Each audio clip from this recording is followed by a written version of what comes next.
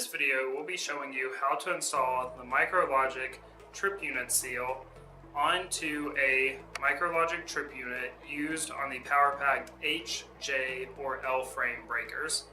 In the kit, MICROTUSEAL, you will get 6 of these seals. Before installation, always make sure to refer to the safety information provided with the kit and never work on energized equipment. In this video, we'll be using a standard MicroLogic trip unit where the notch to slide the wire through is right here. However, note for ammeter and energy trip units, it will be located right next to the screen. Note that I have bent the end of the wire into a fish hook so that it will now slide into the notch on the trip unit. You will now pull the wire through and now put the end of the wire into the hole on the side of the seal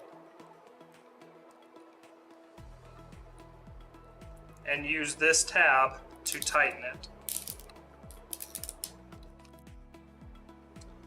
Now, with the seal installed, you cannot open the cover to access the dials.